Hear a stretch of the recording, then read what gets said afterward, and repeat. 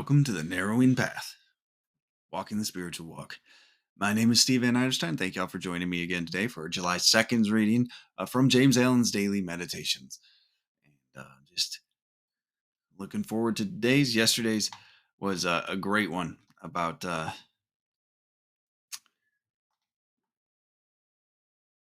effective use of ourselves, right? He talked about how when it let a man joyfully bend himself in the faithful performance of all his duties, forgetting himself and his worthless pleasures, and living strong and pure and self-contained.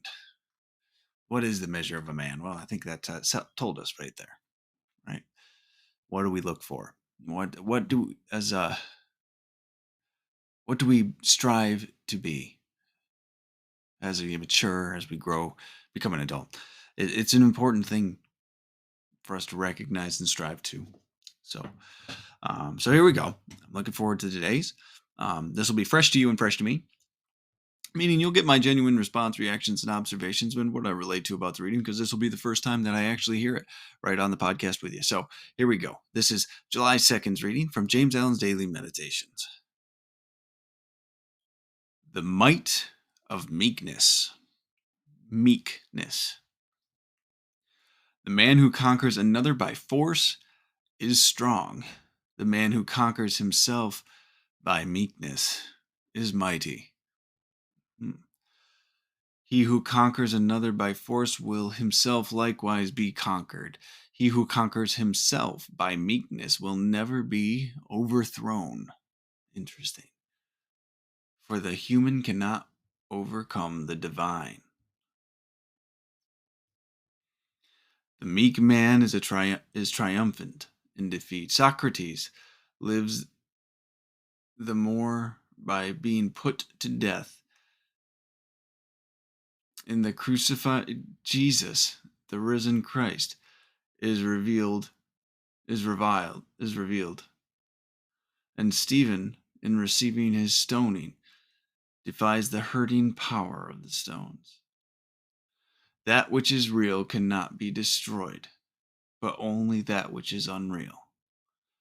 When a man finds that within him which is real, which is constant, abiding, changeless, and eternal, he enters into that reality and becomes meek. All the powers of darkness will come against him, but they will do him no hurt, and will at last depart from him.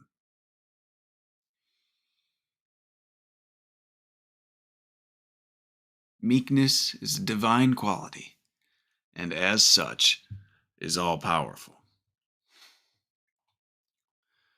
Now, that is a heck of a reading right there, let me tell you.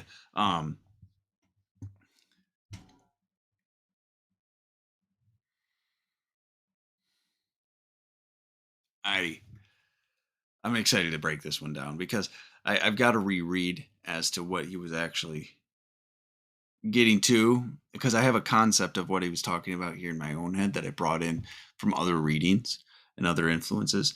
So we've got to go through this line by line to just make sure these all line up, or what I believe he's trying to establish lines up. But it does from what I can, this initial reading. But I'm excited to see how we continue forward with it. So just 1 second. I'm going to get this pulled back up.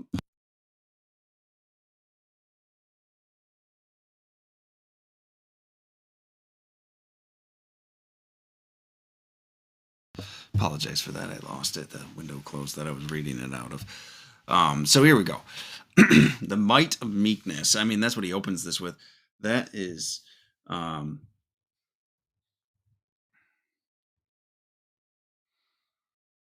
that's a sound like from today's standards, from today's understanding. You know, because meekness is associated with weakness. Meek is weak. I feel like, or at least that was my common association. I've since changed that in my from my experiences and from other sources of input. But so to read this, The might of meekness seems contradictory, right? Or at least it did for me. So, and that's why I enjoyed I enjoyed this reading a lot because the might of meekness. I've come to understand meek means something so much more than weak. It doesn't mean weak-willed, which I think is a common conception. So, the might of meekness is what this opened up with. A very catching line, to say the least. So here we go. Here's the body of it. It's just a single paragraph. Usually he breaks it up into two, but this is just a single paragraph. So he's got a lot to say here. So bear with me if I stutter over a little bit of it. But here we go. The man who conquers another by force is strong. And I mean, I guess that's a common understanding these days. Well, I guess maybe not as common as we think because of the world we live in. It's constantly happening, right? Like if you to try to affect peace through violence only begets more violence, right? That's what we've grown to know and learn and understand. That's what we are currently experiencing now, and what we will experience in the future, and that's what we have experienced in the past. So, the man who conquers another by force is strong. The man who conquers himself by meekness is mighty. Right? So, I think I jumped ahead there because I skipped to the next line by accident. So, uh, the man who conquers another by force is strong, physically strong, right? To actually exert the force to overcome another man, physically um, defeat somebody, right?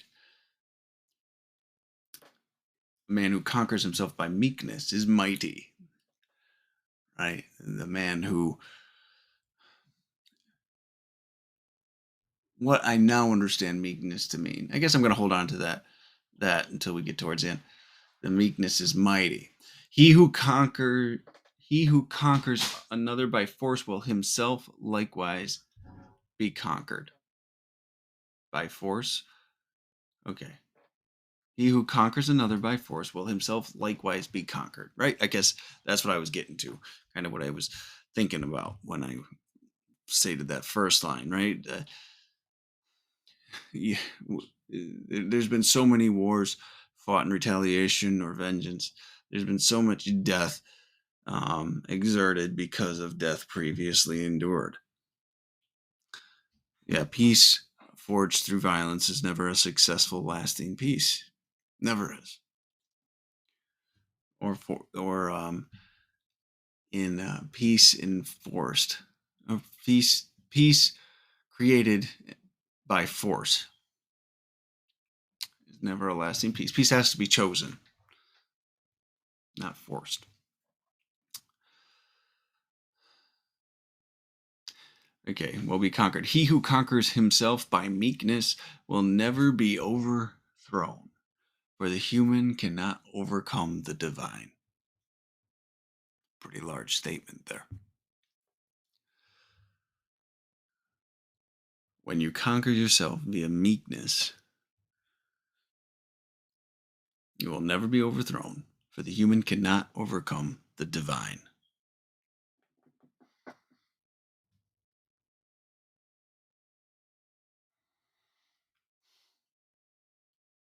I guess I've got to.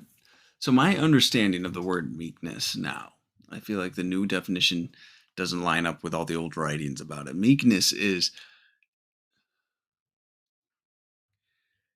in these terms and in this usage, to be meek is to allow more of God's will into your life and reduce your own, to be less of your own will and more of God's will.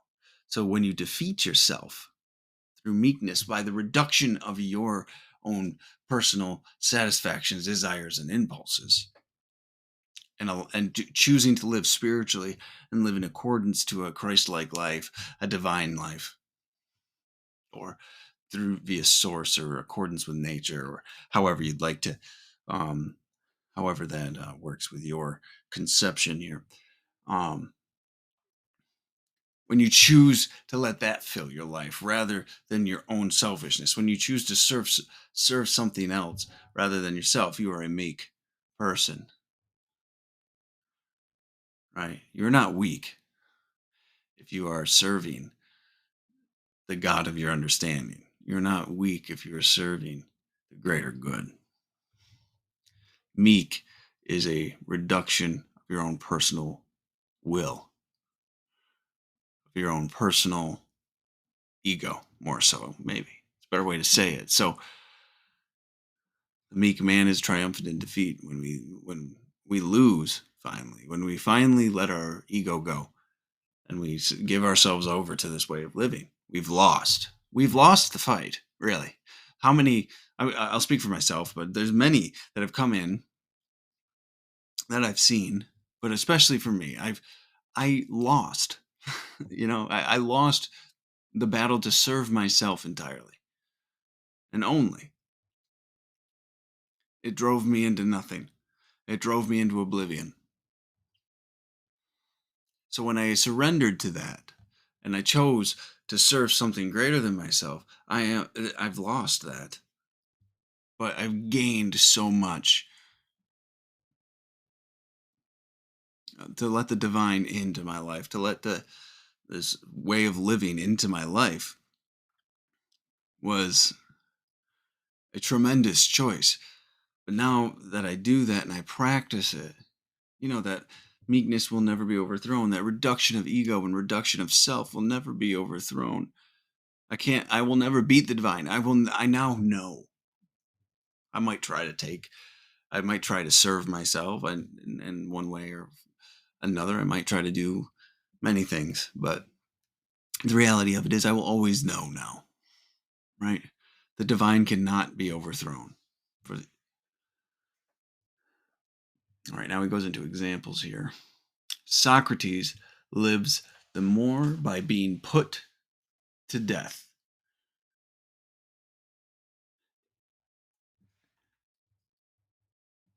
I mean, that says a whole lot. He sacrificed. He stood by his beliefs. He stood by his understandings. Almost almost as a martyr, right? That's kind of what we're talking about here, but not truly not to be a martyr.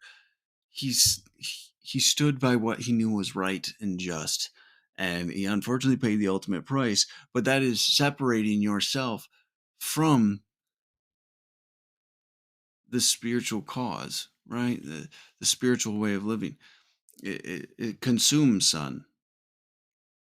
The retaliation is great sometimes. We talked about yesterday. We act. We take the appropriate and right action regardless of consequence. We don't think of the consequence. We think of why we're doing what the right thing is to do for the right reason. I am honest because being honest is the right thing to do here. Now, if that means I get certain praises, fine. But that can just as being honest can just as easily bring me condemnation from others, punishment from others.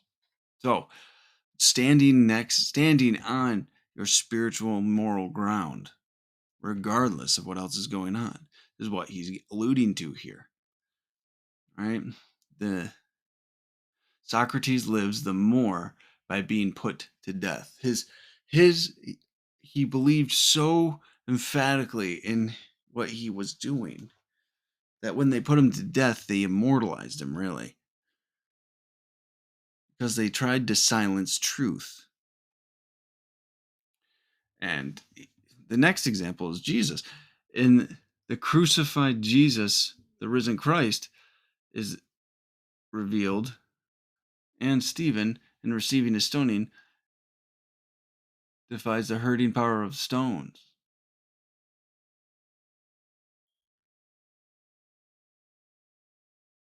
So these people live past the consequences of,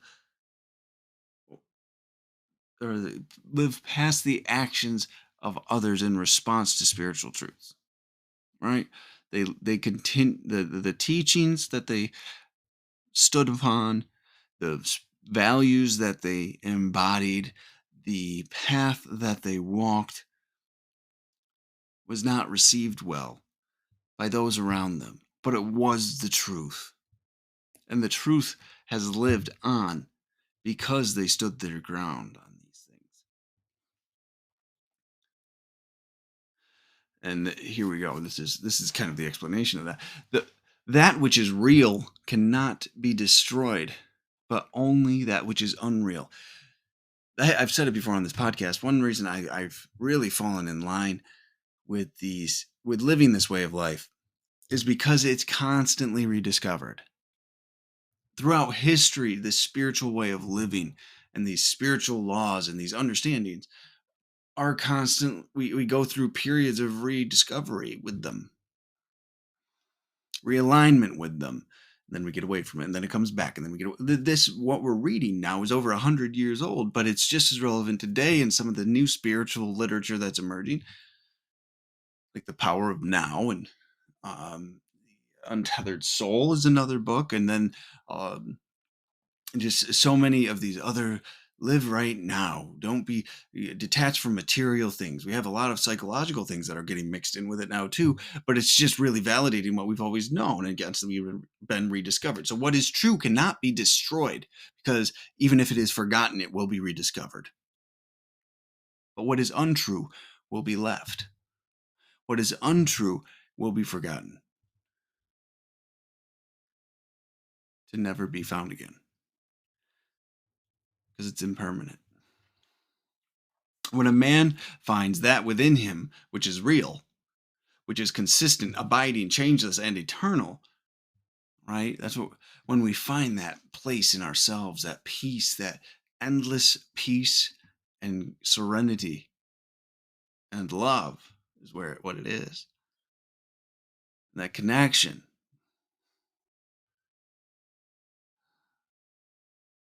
He enters into that reality and becomes meek. It's a humbling thing when you start living this way of life and we start to walk into that connection to the world and we start to live that, experience that unchanging, experience that constant, abiding, changeless, eternal that he talks about. When we walk into that reality, it is quite impactful. And we realize how much our own selfish, petty desires really have no consequence in the grand scheme of things.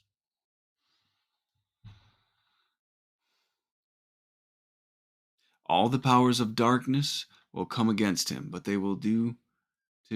they will do him no hurt, and will at last depart from him.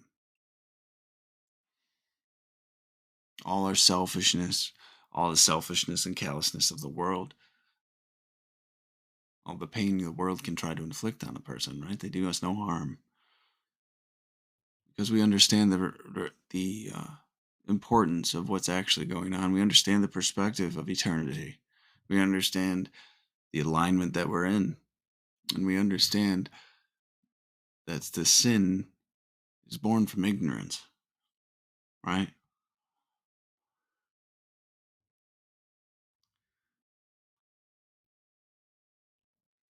All the powers of darkness will come against him, but they will do him no hurt, and will at last depart from him.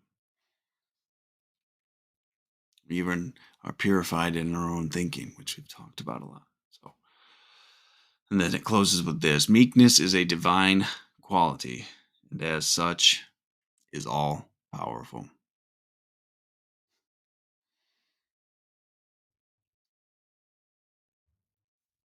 To be poor in spirit, to be poor in my spirit, but to be filled in divine, to be filled with that spiritual nature, to be filled with that spiritual walk and that spiritual conviction is what meekness is about. To prioritize and be of service to that picture and that scheme much grander than you or I, and to set ourselves aside and to be of service. So, thank you all for joining me for that one. It was one that I had to fight through a little bit, and that's okay. And I enjoyed it. And thank you for the going along with the ride with me. Let me know what y'all think about it. You can go ahead and follow our Facebook page if you'd like. Give us a like, give us a follow. Let me know what you think about it. So I appreciate everyone that jumps on and listens. And July is starting off with a very, very strong message. So um, when we find our purpose and we set aside our own selfish desires and we become meek and vessels for righteousness, it's pretty important. So um, we'll be back again tomorrow. Until next time, thanks.